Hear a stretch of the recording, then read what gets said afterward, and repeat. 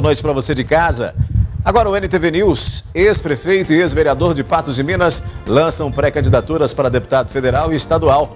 No NTV News desta segunda-feira você vai ver também. Dupla suspeita de assaltar petiscaria é presa com motocicletas furtadas. Jovem inabilitado fica em estado grave após atropelamento e morte de ciclista. Adolescente é apreendido por furto em residência. Há movimentação no primeiro dia da campanha de vacinação contra a gripe em Patos de Minas. Tribunal de Apelação recomeça no Reino Unido as audiências sobre a tragédia de Mariana. Encontro reúne jovens católicos de toda a região. Empreendedores apostam em ampliações com o crescimento do mercado da beleza. Governo de Minas lança pacote de obras rodoviárias. Moradores de Santana de Patos pedem providências para ruas esburacadas e qualidade da água. Números da pandemia seguem em redução e apenas 13 novos casos de Covid-19 são confirmados em Patos de Minas. E tem mais notícias e ainda a análise da notícia no NTV News que começa agora.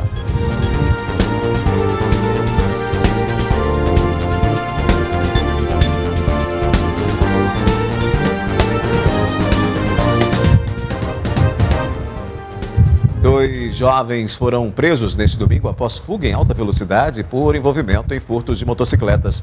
A polícia apura também a possível participação da dupla em um assalto cometido na semana passada em um bar. De acordo com o que conta o boletim de ocorrências e também as imagens do circuito de segurança do local, dá para ver quando os criminosos chegam até aqui. Segundo informações do dono do bar, a polícia militar, ele estava preparando para fechar o estabelecimento quando esses criminosos chegaram em duas motos. Enquanto um ficou do lado de fora dando cobertura, os outros 3 bandidos entraram para o estabelecimento e colocaram um terror nas vítimas. Eram 5 clientes que estavam no local juntamente com o dono. Dá para ver no vídeo, inclusive, que um dos bandidos chega a puxar a porta para fechar e não levantar nenhuma suspeita. Depois disso, eles revistam todos os clientes do local, levam aparelhos celulares, dinheiro, cartão de crédito, documentos pessoais. Fizeram um verdadeiro arrastão aqui nesse bar, no bairro Aurélio Caixeta. Logo depois de cometer o crime, de botar todo o terror, deixar as vítimas assustadas, eles fogem aqui do bar, sentido a Avenida Marabá, em Patos de Minas. Já dias depois, no domingo, por volta de 2 horas da tarde, a polícia militar desconfiou de atitude suspeita de 2 homens que estavam em motos na Avenida Marabá, em Patos de Minas. Segundo a polícia, eles estavam fazendo então a conferência do circuito Olho Vivo, quando verificaram que um dos motociclistas acabou caindo da moto, deixando ela ali na Avenida Marabá e embarcando na garupa de outro homem. Já rapidamente foi repassado as informações para os homens da Polícia Militar que montaram um cerco-bloqueio ali próximo ao bairro Rosário, Vila Garcia, na Avenida Paracatu. Foi aonde a polícia começou uma perseguição policial e os 2 homens, sendo um de 18 anos e um de 19 anos, acabaram sendo presos. Vamos ouvir o que disse a Polícia Militar. Após esse pessoal ter essa queda na motocicleta, começou-se a uma perseguição policial, onde adentrou-se vários bairros da cidade, vindo a ocasionar posteriormente o acidente com esses indivíduos, que eles caíram da moto. Foi no momento que o pessoal conseguiu contê-los e identificar aí algumas questões inerentes a furtos e roubos acontecidos aí durante a semana que se passou. Em um balanço de tudo, a Polícia Militar apreendeu 3 motos que podem estar relacionadas com este roubo.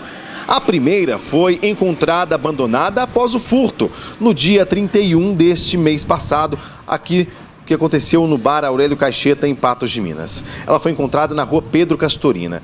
Já as outras 2 motos, que uma foi abandonada na Avenida Marabá e a outra evadiu junto com os 2 suspeitos, elas também foram apreendidas e agora a polícia vai entregar todos esses fatos, os boletins de ocorrência, para investigação da Polícia Civil e saber se esses criminosos são os mesmos envolvidos aqui neste crime no bairro Aurélio Caixeta. O que se sabe até agora é que todas as motos eram produtos de furto, inclusive algumas já foram devolvidas às vítimas. Em Lagoa Formosa, no início da noite deste domingo, um homem de 38 anos que transitava em uma bicicleta morreu ao ser atropelado por um carro no bairro Santa Cruz. O acidente aconteceu na Avenida Manuel Soares. Segundo as informações, o Santana seguia em alta velocidade pela região central quando se deparou com o ciclista Wilson Bruno Pereira Braga, que foi arremessado ao chão e morreu no local. Após o atropelamento, o veículo bateu em um poste de iluminação pública. O motorista, Henrique Fernandes Braga, de 18 anos, foi resgatado das ferragens e levado ao atendimento médico em estado grave. De acordo com a polícia, ele não é habilitado. Na manhã de hoje, um adolescente de 16 anos foi levado para a delegacia suspeito de furtar em uma residência no bairro Caiçaras. Olha só como funciona o trabalho da polícia, né? Eles não desistiram desse crime, foram atrás, procuraram, e 24 horas depois conseguiu apreender o suspeito do crime, um menor de 16 anos. Ele foi encontrado na manhã dessa segunda-feira na rua Tomás de Aquino, aqui próximo onde eu estou agora. E a polícia então bateu o olho, viu que era um indivíduo suspeito que aparecia nas imagens na manhã de domingo. Ele foi levado para a delegacia. E aí a polícia perguntou aonde seria o comparsa. Eu vou explicar como foi esse crime. Foi manhã de domingo, na rua Uruguai, no bairro Caiçaras, aqui em Patos de Minas. Os criminosos teriam entrado nessa residência, pulando o muro, eles arrebentaram a concertina, que é uma grade cortante de segurança. Eles entraram na casa e levaram todos esses objetos que aparecem nas imagens. São colares, brincos, são também relógios, terços, perfumes. Tudo que eles conseguiram levar, eles levaram aí, estavam ao alcance deles. O comparsa seria então um homem de 24 anos. Na verdade, o adolescente e o comparsa teriam ido até essa residência. Os dois teriam praticado esse crime junto. E aí hoje pela manhã, na manhã dessa segunda-feira, os policiais então foram junto com o adolescente de 16 anos, que indicou a casa desse comparsa de 24 anos, lá no bairro Nossa Senhora Aparecida, em Patos de Minas. A polícia foi até o local, esse homem não estava em casa, porém, o material foi encontrado na residência dele. E aí o que acontece, né? A polícia, segundo a polícia, estava em flagrante, estava em diligência desde ontem. Ele então, esse adolescente foi apreendido, levado para a delegacia. Mais uma vez, um indivíduo já conhecido no meio policial foi abordado e com ele foi verificado alguns objetos aí identificados pela vítima, né, do furto. Diligências ainda estão em andamento porque ele fala que tem um comparsa. Então estamos aí em diligências para obter aí mais dados e conseguir fazer a prisão do outro indivíduo. O que reforça mais uma vez o que a gente vem falando, né? Já é conhecido no meio policial, várias passagens, e por que não está preso?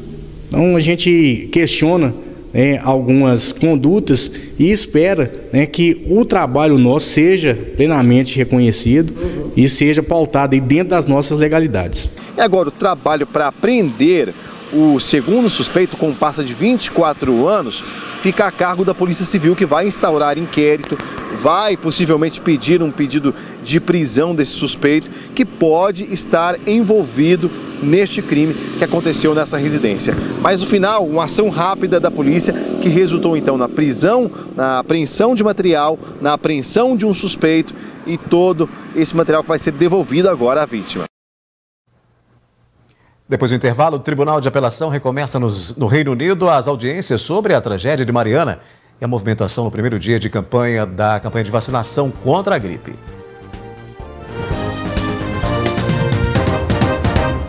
Teve início nesta segunda-feira a campanha nacional de vacinação contra a gripe. Em Patos de Minas, a movimentação foi tranquila neste primeiro dia de imunização. Assim que ficou sabendo sobre a abertura da campanha de vacinação, a Dona Maria correu para o posto para tomar a dose contra a influenza. O primeiro dia tem que vir, né? Já a Vanúzia só ficou sabendo que teria direito à dose da vacina porque foi informada pela agente de saúde do bairro dela. A Vanderleia que foi lá me avisar, falou, vai lá vacinar hoje, já começou a vacina. A Dona Badia vai ter que esperar um pouco. Como ela está gripada, os sintomas têm que cessar para ela receber a dose. Boa não, muitos dias que eu estou gripada. Tem que esperar. Tem que esperar. A campanha de vacinação contra a gripe e sarampo começa agora e vai até o dia 3 de junho deste ano. O dia D de mobilização social será no dia 30 de abril. Mais de 8 milhões de mineiros estão entre os grupos prioritários a serem vacinados. Em Patos de Minas, são aproximadamente 26 mil idosos para serem vacinados contra a influenza.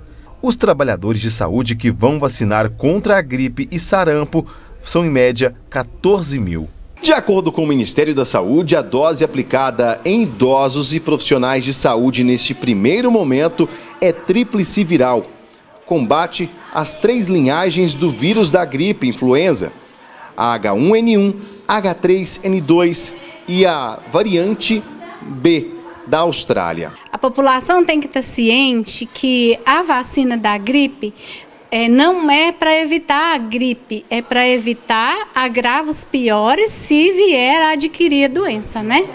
Porque muita gente pensa assim, eu não vou vacinar porque eu gripei, eu vacinei e depois gripei. Então, eles têm que colocar na cabeça, conscientizar que precisa vacinar para evitar maiores agravos se caso adoecer. Uma mudança na campanha de vacinação este ano é que não existe mais uma pausa entre as vacinas da Covid-19 e gripe. Pode estar vacinando as 2 vacinas num dia só. Antes tinha um intervalo de 15 dias da Covid para a da gripe, mas hoje pode vacinar as 2 no mesmo dia. Os principais sintomas da gripe são febre, dor no corpo, dor de garganta, tosse e dor de cabeça. A chefe do posto de saúde explica que a intenção da vacinação é atingir a meta dos 90% estabelecido pelo Ministério da Saúde. Para atingir a meta, agentes de saúde têm batido de porta em porta para acompanhar a caderneta de vacinação dos pacientes. As agentes de saúde têm um elo muito grande com a população, né? Eles são a porta de entrada, né? A comunicação da sociedade com a unidade de saúde. Então, as agentes estão sempre visitando a população, sempre avisando se é vacinação, consulta, levando um resultado de exame, avisando uma consulta. Então, as agentes de saúde têm um trabalho muito importante. Se depender da Dona Maria, a gripe esse ano não será um motivo de preocupação. Para nós que já da terceira idade é muito importante, né? A vacina. Porque tem que evitar, porque a gripe está muito forte, né? Então tem a vacina, tem que vacinar, né? Não pode esquecer, a gente está já com o Covid até equilibrado, né? As vacinas, a maioria das pessoas vacinadas, e a da gripe também é muito importante. Então as pessoas têm que conscientizar em manter o cartão de vacina atualizado. Foram retomadas hoje no Reino Unido as audiências de apelação sobre a tragédia de Mariana, ocorrida há 6 anos. A ação dos atingidos é contra a mineradora anglo-australiana BHP Billiton. A empresa ao lado da Vale controlava a mineradora Samarco, que operava na barragem de Fundão. A tragédia matou 19 pessoas. Segundo o escritório de advogados que representa os atingidos, cerca de 200 mil pessoas ainda aguardam por uma reparação pelo rompimento da barragem de Fundão em Mariana. Após uma decisão inicial negativa, os atingidos conseguiram reabrir o processo para recurso no ano passado. Agora, o Tribunal de Recurso inglês vai decidir se o caso contra a BHP Billiton pode ser julgado na Inglaterra. O processo deve pedir 5 bilhões de libras em indenização, o equivalente a mais de 31 bilhões de reais. Em nota, a Fundação Renova afirma que cerca de 20 bilhões de reais já foram desembolsados em ações de reparação e compensação. Também houve investimentos na área ambiental. Ainda em nota, a BHP Billiton afirma que segue apoiando os esforços de reparação. Porém, para a empresa, o processo não deve prosseguir no Reino Unido, pois duplica as questões que já são cobertas pelos trabalhos de reparação em andamento.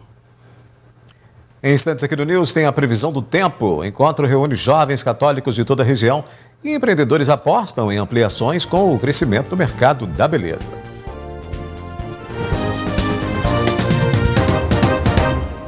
O fim de semana foi marcado também pelo encontro de jovens católicos no primeiro luau vicentino realizado em Lagoa Formosa. Realizado por membros da Juventude Vicentina de toda a região, o evento aconteceu na Escola Municipal Olegário Tupinambá Mundim, em Lagoa Formosa. A gente conseguiu reunir muita gente de várias outras cidades. Aqui tem hoje Rio Paranaíba, Patos de Minas, tem galera de Lagoa Formosa, João Pinheiro, Porto Firme, Matutina. Acho que não estou esquecendo de ninguém não, mas se eu estiver esquecendo, vocês me perdoam. Mas realmente, graças a Deus, graças ao Vicentão, que a gente apelida São Vicente de Vicentão, graças a Deus ele deu aí esse apoio pra gente lá de cima e o evento está sendo um sucesso. O evento, que contou com um show musical, foi realizado gratuitamente pelo Conselho Central de Lagoa Formosa, no intuito de suprir o déficit da participação da juventude em eventos da igreja. Gustavo Machado veio de Rio Paranaíba para tocar no Luau. É muito legal fazer o encontro também, mas participar e passar esse encontro, essa sensação por meio da música é muito interessante pra gente, porque a gente acaba sentindo e vivendo aquilo tudo também. E é muito legal ver a pessoa, curtindo a vibe ali daquela música que a gente está tocando, daquela animação, tudo. Ele conta que entrou para a sociedade em 2021 e desde então já tocou em diversos projetos da Juventude Vicentina. Foi a convite do meu amigo, que eu conheci tocando também em shows, a gente fazia bastante show, e aí ele acabou me convidando para fazer parte dos Vicentinos e eu acabei vindo e começamos a tocar aí. Ele me convidou para tocar no evento também e eu acabei sendo proclamado há uns 4 meses mais ou menos e estamos aí até hoje. Eu achei incrível, assim, tanto a banda dos Vicentinos que tocou aqui hoje, dos meninos que são da sociedade, quanto a banda Ângelos, que fez o luau pra gente ontem, cantaram incrivelmente bem. Foi lindo porque, como dizem, quem canta louva a Deus 2 vezes. Eu pude estar assim, participando, pude estar me conectando com Deus de uma forma única. Daniel participa da Sociedade de São Vicente de Paula há 2 anos e veio de Matutina para prestigiar o luau. Tem sido uma experiência incrível para mim, porque eu pude estar conhecendo pessoas únicas, pessoas especialíssimas para mim. Pude estar aprendendo muito sobre um princípio básico nos nossos tempos de hoje, que é a humildade, que atualmente nós não vemos muito isso no nosso mundo. E para mim tem sido uma experiência magnífica estar participando aqui do primeiro Luau Vicentino. Além das atrações musicais, ocorreram diversas palestras no intuito de contar a história de São Vicente de Paula. Ítala manda um recado para quem deseja conhecer e se juntar ao movimento religioso. Quem estiver aí em qualquer lugar do mundo, procura um vicentino, procura às vezes o seu movimento da igreja, porque sempre existe em cada cidade aí algum vicentino, alguma conferência. A nossa sede é em Paris, então a gente é bem distribuído no mundo aí. E quem está aqui na região do Alto Paranaíba, a gente tem conferências em todos os lugares. Então procura dentro da igreja, fala assim, tem vicentino aqui, tem conferência por aqui, procura a gente. Vou deixar até o Instagram da SSVP Rio Paranaíba aqui, para vocês seguirem. Tem alguma dúvida, pode entrar em contato direto com a gente, que a gente esclarece, te direciona para qual conferência. Vem conhecer um pouquinho do nosso trabalho, que a gente serve a caridade, o nosso pobre é o nosso mestre e senhor. O crescimento do setor de estética mesmo em meio à pandemia e à crise econômica tem animado os empreendedores do segmento, que apostam em ampliações de olho aí nos avanços do mercado da beleza. São vários tipos de tratamentos estéticos que movimentam a economia. O crescimento do setor estético, mesmo com a pandemia, cresceu 5,8% e deve continuar com crescimento agora em 2022. É o que acreditam os especialistas. O Brasil é o 3º maior consumidor no setor da estética, perdendo apenas para os Estados Unidos e China. Quando se fala em estética, pensamos em venda de produtos, procedimentos e até profissionalização. O Lucas Alves entrou no setor há cerca de 6 anos. O negócio, que começou em um pequeno cômodo de bairro, hoje é uma empresa bem maior e com vários tipos de serviços. De lá para cá a gente vem evoluindo, acompanhando o mercado. Então a gente já mudou para um ponto maior, mais central, e aumentou a nossa equipe também. Então hoje a gente somos 3 barbeiros atendendo aqui para conseguir atender a demanda que tem cada vez mais aumentado nesse ramo. Na pandemia, o Lucas teve que dar seus pulos. Com as restrições, como o fechamento da barbearia por ele não ser serviço essencial, ele passou a atender de porta em porta. Assim como toda atividade, a gente teve que se reinventar também. Então teve um momento que a gente teve que fechar o negócio, não podia atender.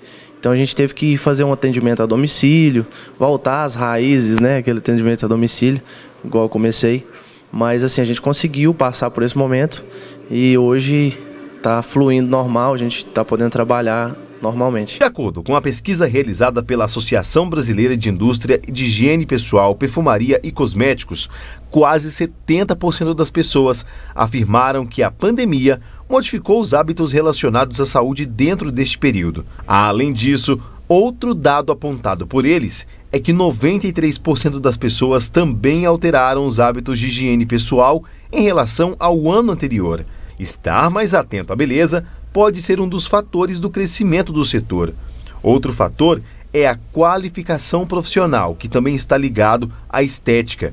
O Lucas Castro é alagoano, atravessou todo o país para investir na carreira em Minas Gerais. Tudo aconteceu em janeiro, quando a gente decidiu vir a passeio, né? E acabou que a gente conheceu o Cristiano e ministramos um curso. E de acordo com esse curso, a gente viu a necessidade que a cidade tinha de ter uma escola, né? Então a gente foi conversando até a gente conseguir resolver que existiria uma possibilidade da necessidade do mercado da região, não só da cidade, mas também da região, da gente ter essa escola para barbeiros. O ramo da estética tem crescido tanto em Patos de Minas que alguns projetos revolucionários têm sido criados para atender todos os profissionais que atuam na área ou aqueles que querem ingressar no ramo da barbearia, por exemplo. Essa sala que eu saí agora há pouco está sendo reformada e vai funcionar como uma sala de aula. O Lucas, que você ouviu na reportagem, vai ser o professor e ensinar na prática as técnicas da barbearia.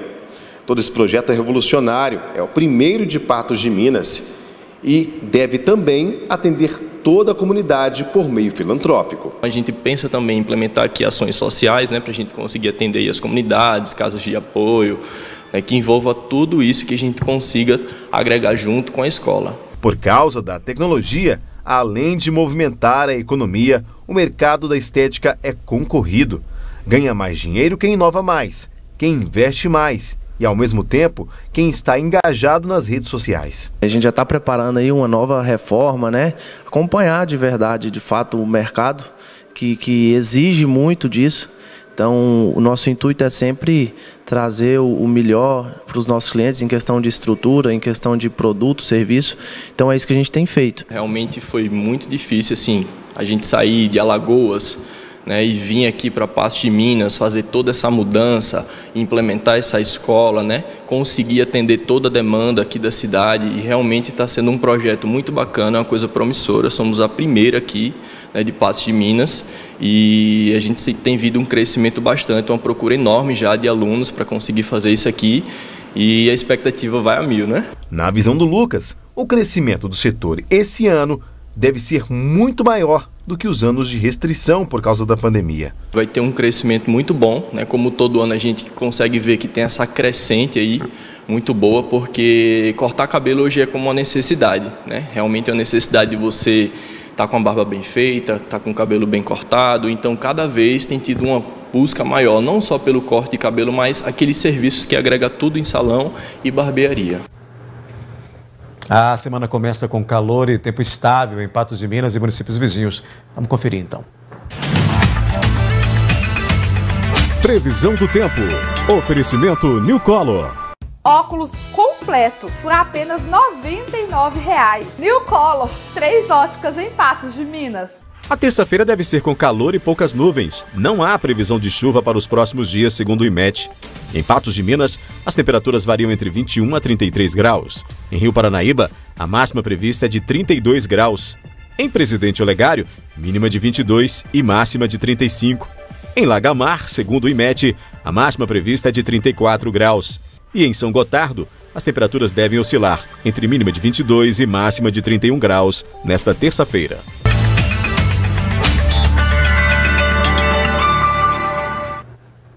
A seguir aqui no News tem análise da notícia. O governo de Minas lança pacote de obras rodoviárias. Moradores de Santana de Patos pedem providências para ruas esburacadas e qualidade da água. Vamos falar também de política. Ex-prefeito e ex-vereador de Patos de Minas lançam pré-candidaturas para deputado federal e estadual. O governo de Minas lançou hoje o programa Provias, um pacote de obras no valor de R$2 bilhões para a recuperação de várias rodovias em todo o estado. As ações se dividem em 2 eixos: recuperação funcional com recapeamento das estradas em pior estado de conservação e pavimentação e construção de pontes. Serão 5 novas no estado, entre elas a sobre o Rio São Francisco, na MG 402. Algumas obras começam ainda neste ano. Serão R$2 bilhões para atrair investimentos e reduzir acidentes e vítimas. Quando nós deixamos de investir, isso significa menos segurança na estrada, mais acidentes, vidas perdidas. Isso significa menos atração de investimentos. Já escutei de muitos investidores: investir em Minas Gerais é muito difícil, porque o meu produto é frágil e caminhão que vai trepidando nas estradas o danifica. Vamos mudar essa realidade. No total, serão 55 obras de recuperação em 1.770 quilômetros da malha viária mineira e 44 empreendimentos de pavimentações e construções de pontes, que somam cerca de 807 quilômetros. Do total investido, R$1 bilhão e 400 milhões virão do acordo de reparação assinado com a Vale em decorrência do rompimento da barragem de Brumadinho. 120 milhões vem do termo de ajustamento de conduta entre o governo de Minas e a Fundação Renova. O restante é fruto de convênios e emendas parlamentares, estaduais e federais. Essas obras foram escritas várias vezes. A ponte de São Francisco está escrita há anos. A recuperação da 367 está escrita há décadas. Pintópolis do Urucuia, há décadas. E eu posso listar todas as outras. 100 obras rodadas ao mesmo tempo, você não coloca na lei. Não é na lei que você faz. Você faz projeto, é licitação para projeto, é conseguir recurso, é orçamento, é recurso de licitação, enfim, é uma batalha. Então a novidade é colocar 2,1 bi para rodar no estado. O governador, inclusive, disse que o atraso desse Provias se deve à politicagem nas falas dele aí com relação à LMG. Comigo, Gui Boaventura. Boa noite, Gui. Boa noite para você, Odair. Boa noite ao nosso telespectador, inclusive dele, né?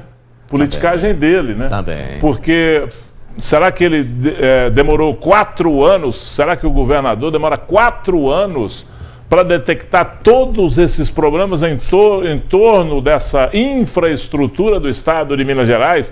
A maior malha viária que nós temos no país, e só agora, 4 anos depois, ele, que tem como negócio principal uma rede de lojas de eletrodomésticos que dependem demais do transporte rodoviário.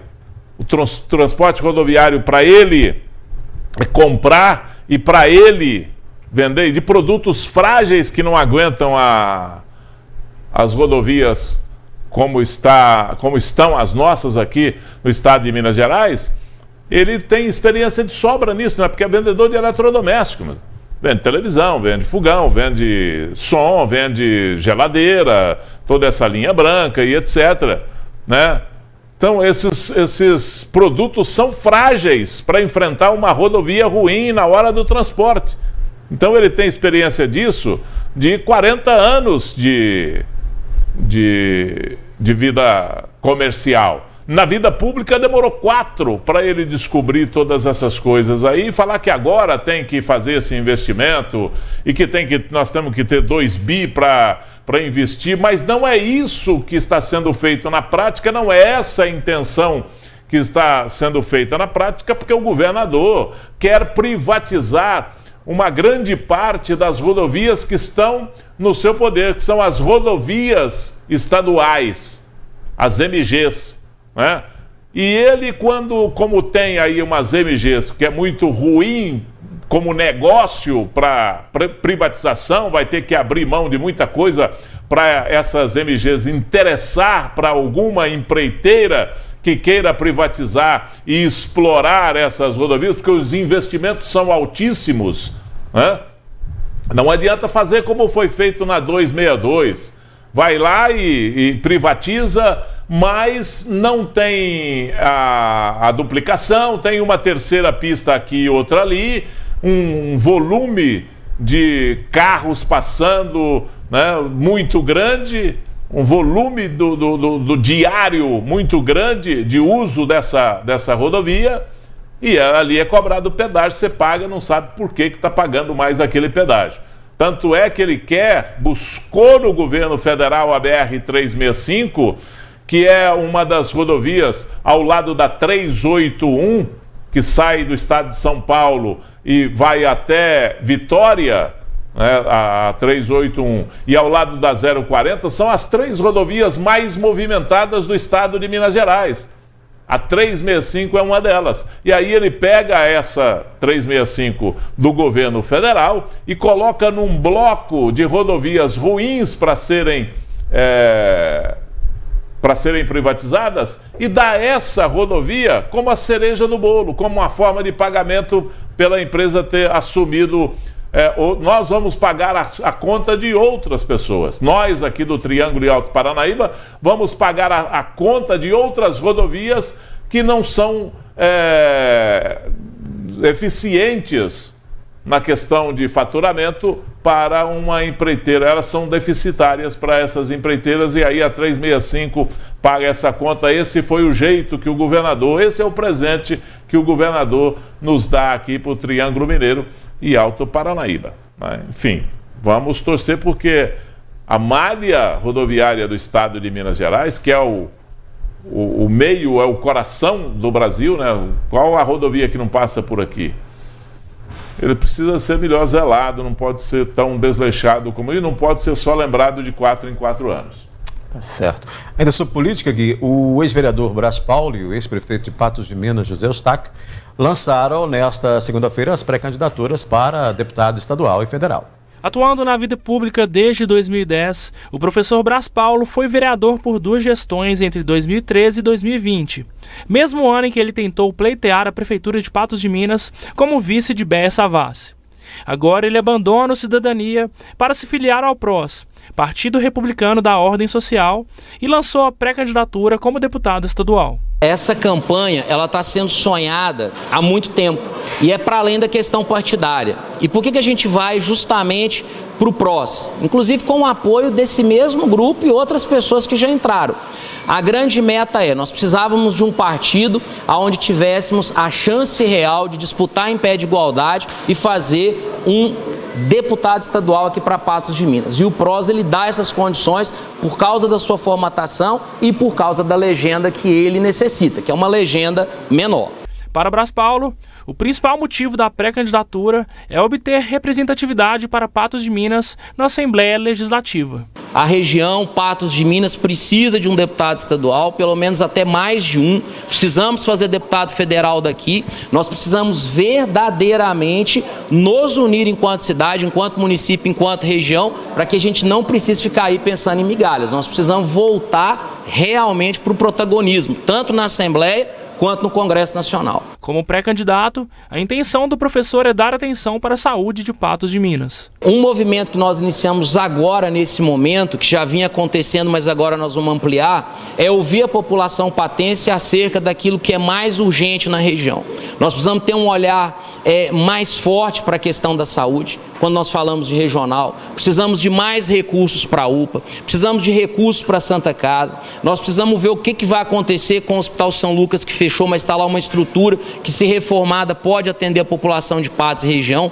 Patos é uma macro região no sentido da saúde. Patos, ela tem aí uma importância que é fundamental para atender os municípios vizinhos e muitas vezes foi negado em momentos passados. Nós não podemos ficar no clientelismo. Me assusta muito aquela ideia de um político que atende um, atende o outro, dá uma graça para um, desconto para outro, mas a população em si não é beneficiada. Assim como o Brás Paulo, José Eustáquio Rodrigues Alves também migrou para o PROS após se desfiliar do União Brasil, antigo Democratas. Ele agora se lança como pré-candidato a deputado federal. O economista foi ex-prefeito de Patos de Minas e afirma ter escolhido o partido devido à neutralidade. A minha maneira de ser, a minha maneira de viver é assim mais tranquila, mais sossegada, né? Então o PROS é um partido de centro, um partido que durante o governo do presidente Bolsonaro votou favoravelmente a tudo que o presidente Bolsonaro mandou. Então, para evitar essa polarização, a gente fica num partido de centro, um partido tranquilo, um partido que que nos dê condições da gente chegar até a Câmara dos Deputados, que também não adianta ser em outros partidos aí. Nós tivemos um exemplo na eleição passada, por exemplo, a Grace Elias foi eleita com 37 mil votos, o Zé Vitor foi eleito com 32 em partidos diferentes. E nós tivemos aqui o Zé Humberto com uma votação bem superior a essa que não foi eleita. Então a gente pegar um partido grande nesse momento também dificultaria muito a nossa eleição. Segundo José Eustáquio, enquanto era prefeito da cidade, ele sentia as dificuldades em obter recursos para Patos de Minas devido à falta de representatividade em Brasília. A gente sabe dos problemas todos que existem aqui na área da saúde, na área da educação, na área da infraestrutura. Então eu já aprendi os caminhos lá em Brasília para a busca de recursos. A gente passou assim, eu tive 2017 e 2018, era um grupo de deputados que estavam lá.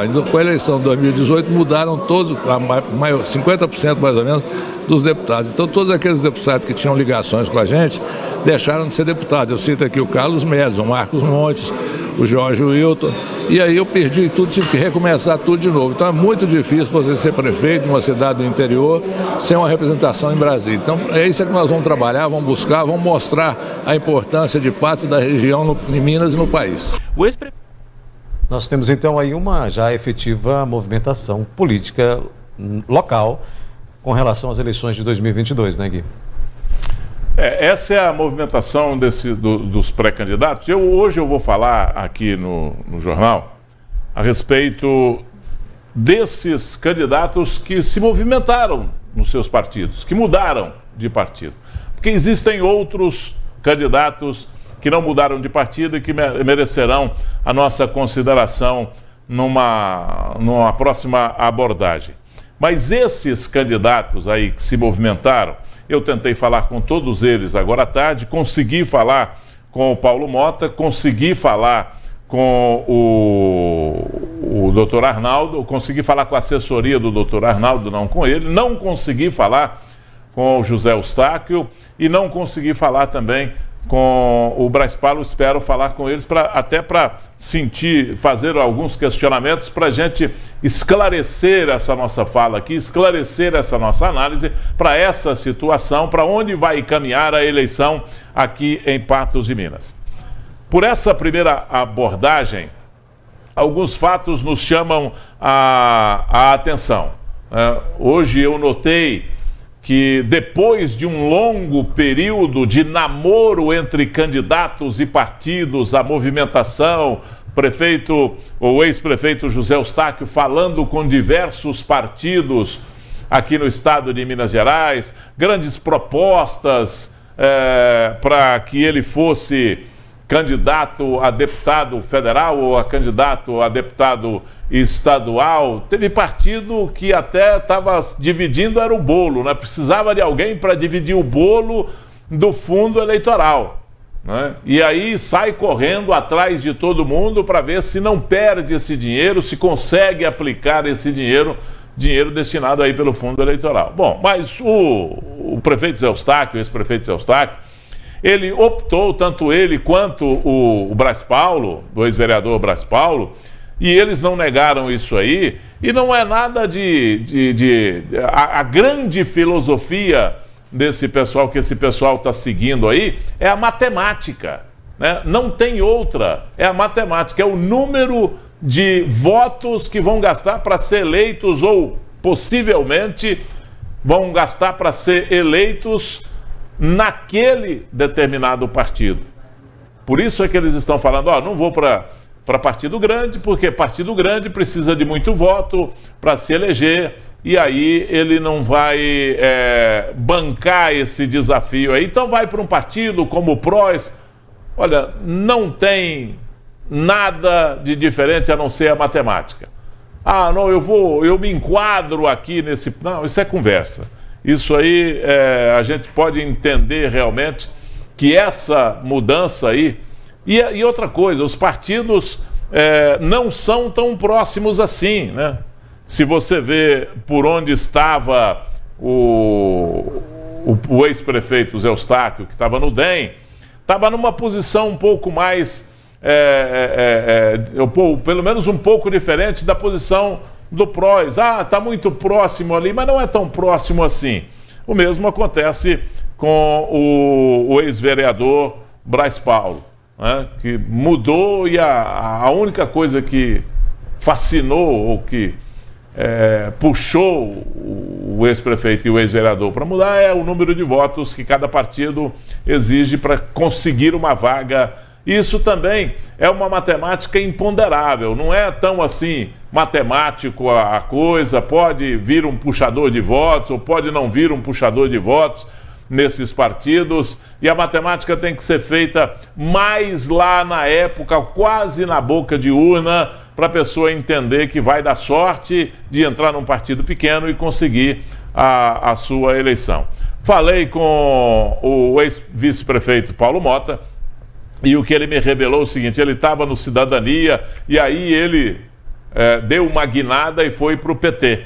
Quais os motivos que ele me alegou para ir para o PT?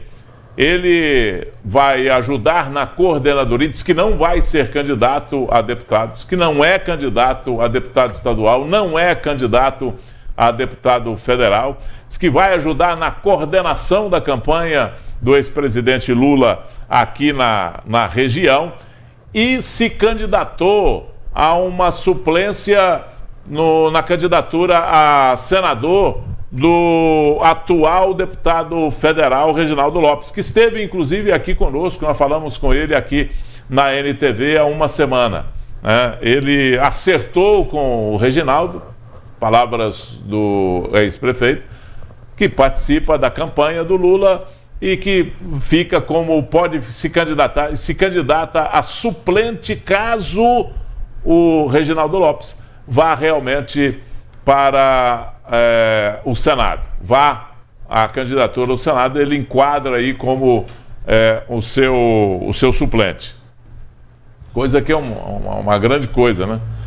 Porque o Reginaldo tem uma proximidade muito grande com o Lula, e se for para a eleição, se o Lula eleito, ele pleiteia o Ministério da Educação. O Reginaldo Lopes pleiteia o Ministério da Educação. Caso isso aconteça, fica fácil aí para o seu suplente subir e se ocupar uma cadeira no Senado. Em relação ao Dr. Arnaldo Queiroz de Melo Júnior, falei com a sua assessoria agora à noite, há poucos minutos antes de entrar aqui no programa, e o que me foi revelado é o seguinte: ele sai do PSD e vai para o Republicanos. Também é aquela questão da possibilidade de eleição de um candidato a deputado federal ou a candidato a deputado estadual, aqui por um partido que exige um coeficiente menor de votos. Ele mudou de partido, mas não lançou a sua candidatura, nem a deputado estadual, nem a deputado federal. Seu discurso de agora é que ele espera uma definição para um possível acordo para uma candidatura única em torno de um único nome a deputado federal, e em relação a menos candidatos a deputado estadual, e ele acredita que Patos de Minas pode fazer um deputado federal e pelo menos 2 deputados estaduais, já que a maioria entende que o doutor Eli tem já um bom caminho andado aí na sua candidatura para sua reeleição. Eles entendem que o doutor Eli tem uma reeleição praticamente garantida, e que não atrapalharia também um outro candidato a se eleger a deputado estadual aqui por Patos de Minas, claro que abraçando também essa região. De acordo com a assessoria do Dr. Arnaldo, ele foi taxativo dizendo que pode lançar a sua candidatura, como também pode apoiar um nome que seja viável para Patos de Minas ter aí um deputado federal. Essa é a movimentação que nós tivemos hoje aqui. Amanhã vamos falar com outros candidatos. Nós temos aí a possível candidatura da Ludmila Falcão, né? Temos a possível candidatura do Zé Eustáquio, vereador, que se posicionou como pré-candidato também aí já há um tempo atrás, trabalhando essa sua pré-candidatura. Também vamos ver a quantas andam a pré-candidatura do vereador Vitor Porto, do vereador João Marra, e pode aparecer algum outro nome dessa Câmara aí pleiteando uma vaga tanto no Estado quanto no Congresso Nacional. Mas por enquanto é isso aí, a movimentação é essa aí, e a gente espera para ver o que vai acontecer, porque da agora para frente as nuvens começam a mudar de forma, como dizia o Tancredo Neves, né? A cada momento que você olha, muda a forma, e é isso que a política vai nos apresentar daqui até a boca da urna. São os primeiros passos, né? A gente vai acompanhar esses capítulos aí da política local, nesse início de movimentação aí, tá, de olho, né? Com os pré-candidatos de olho nas câmaras estaduais e federais. A gente faz aí uma parada rápida aqui no News, já a gente volta com mais análise da notícia.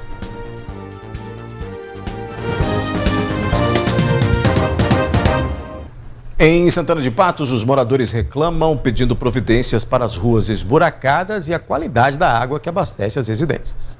Célia se mudou para Santana de Patos há cerca de 2 semanas e desde que chegou na casa nova, esta foi a condição da água saída das torneiras. A mulher conta que toda vez que tem obra da Copasa no distrito, a situação se repete. A água chega nas torneiras toda suja, até mesmo com barro, e então fica muito difícil, né? Como que a gente vai, o dia a dia da gente, a gente precisa dessa água, como que a gente vai fazer as coisas de casa com a água tão suja como está? E é uma situação que demora mais ou menos quanto tempo aí para se regularizar? Eles falam que tem uma equipe aí terceirizada da Copasa trabalhando na rua. Então, nesse período que eles estão mexendo, praticamente o dia todo. Durante essa semana, eu conferi que a água fica suja o dia todo. Aí, algum momentozinho que eles param, né, ali de estar fazendo serviço, aí a água volta limpa aos canos, mas a água está muito suja. Mas esta não é a única reclamação da mulher. A rua da casa dela não é asfaltada e nem o carro fica na garagem. Tamanha dificuldade de transitar pela via. São ruas, né, que tem idosos, tem crianças, são trabalhadores, então assim, na época de muita poeira é muito difícil para quem está com problema de respiração. O nosso carro nem entra aqui na garagem aqui, porque olha o tanto buraco que tem. Samara mora na mesma rua e explica que há anos o estado da via é o mesmo. Ela também conta que no ano passado a prefeitura esteve no local, prometeu os reparos, mas nada fez. Já teve pior, porque quando o trator que meu pai trabalha está aqui, meu marido ainda vem consegue arrumar, sabe? Mas, caso contrário, quem joga entulho aí para tapar as valetas, os buracos, é os moradores. Ele veio, olhou tudo, mas meu marido tinha passado o trator para tapar os buracos, por conta que arrancou o cano de descarga do meu carro aqui. Aí ele tinha vindo arrumado, aí ele pegou e falou, não, vou mandar o cascalho, vou mandar os caminhões para trazer a máquina para arrumar, mas até hoje nada. Cansadas de esperar, elas cobram respostas e providências do poder público.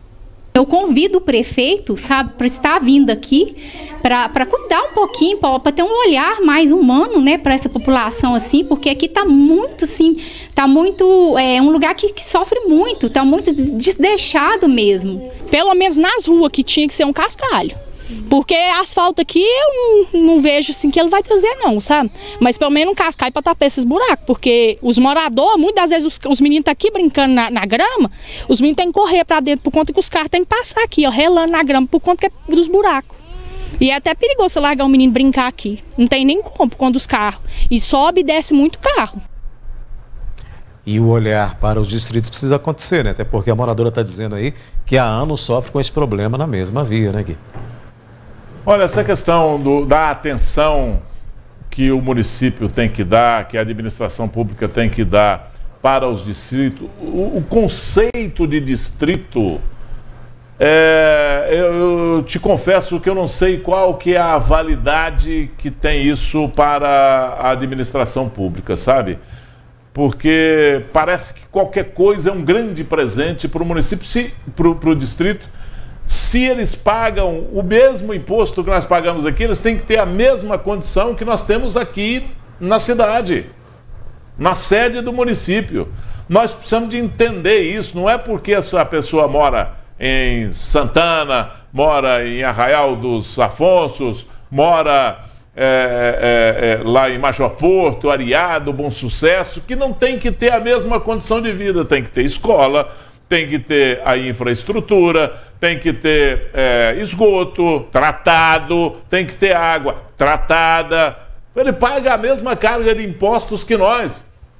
Mora já uma certa distância de alguns outros recursos, que são os recursos naturais de comércio, de mercado, de operações, de agências financeiras, né, agências bancárias, instituições financeiras. Eles já moram numa certa distância, têm um certo trabalho para trazer isso aqui, tem problema com as estradas, mas não tem o mesmo trato que tem as pessoas na sede do município. Eu não consigo entender isso. A gente precisa trabalhar para que isso aconteça, né? Para que essas pessoas sejam atendidas da mesma forma. Pois é. Ou pelo menos com a mesma dignidade. Né? Sim, sim. A outra reclamação que a gente mostrou aí, também nessa reportagem, com relação à água, Gui, a Copasa respondeu os nossos questionamentos dizendo que uma equipe já esteve lá nesta rua João Cacheta, em Santana de Patos.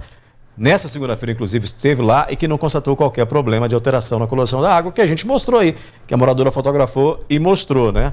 A Copasa disse ainda que na semana passada foi feita manutenção no sistema de abastecimento da mesma água, essa que aparece aí, ó, na mesma rua, e após a conclusão do serviço foi feito o procedimento de descarga da rede para que não houvesse qualquer alteração na coloração e qualidade da casa dos consumidores. Mas os moradores estão aí com a prova, né? Pois é, pelo entendimento lógico da coisa, os órgãos competentes, inclusive o PROCON, era para ter notícia de uma situação dessa lá em Santana e tomar uma providência de imediato contra a Copasa. Ou não contra a Copasa, mas em favor do povo, em favor do consumidor, em defesa do consumidor, porque até o código de lei que regula a questão de consumo é Código de Defesa do Consumidor. E essa defesa ele não tem praticamente nenhuma. Mas o PROCON já agiu aí algumas vezes e deveria agir numa situação dessa aí de ofício. Sabendo que teve esse problema, vai lá, entrevista essa pessoa, pega a prova e multa a Copasa porque ela vai lá e vai falar em sua defesa. É claro que o funcionário da Copasa vai lá e vai falar: olha, não encontramos absolutamente nada, está tudo certinho. Como se diz, o consumidor mentiu. Por exemplo, para a gente fechar essa nossa edição, Gui, nós vamos atualizar os números da Covid-19 em Patos de Minas. O boletim epidemiológico está aí na tela, né? O de hoje diz que 13 novos casos da doença foram confirmados, em comparação ao informe anterior, elevando aí para 31.252 a quantidade de infectados desde o início da pandemia, mostrando inclusive essa redução aí nos números que a gente vem observando aí nas últimas semanas. Quanto ao número de casos ativos, 39 doentes estão se recuperando em casa. Apenas um patense está internado, ocupando o leito clínico. Não foram confirmados novos óbitos, você vê aí no boletim, e os casos tratados somam 30.625. A ocupação de leitos públicos por pacientes com Covid-19 está em 2,22% nas UTIs e 0% nas enfermarias, o que é uma boa notícia, manter essas enfermarias aí sem ocupações. Agora a gente observa o segundo boletim, que mostra a ocupação total de leitos para todas as doenças. Percebemos aí que dos 197 leitos clínicos disponíveis, 129 estão ocupados. Nas UTIs, dos 72 leitos disponíveis, 57 estão ocupados, isso para todas as doenças. Você observa aí que mantém essa redução com os casos internados, confirmados ou suspeitos de Covid, com 2 clínicos e 1 UTI. Um desses clínicos, inclusive, é de um morador de Patos de Minas. Só para a gente poder fechar aqui essa nossa edição, como sempre a gente faz essa atualização aí dos dados da Covid-19. Análise terminando, o News terminando. Obrigado, Gui, por sua participação. Amanhã, novamente, temos um compromisso aqui te esperando, viu? Obrigado, boa noite ao nosso telespectador. Boa noite para você, obrigado pela companhia e até amanhã.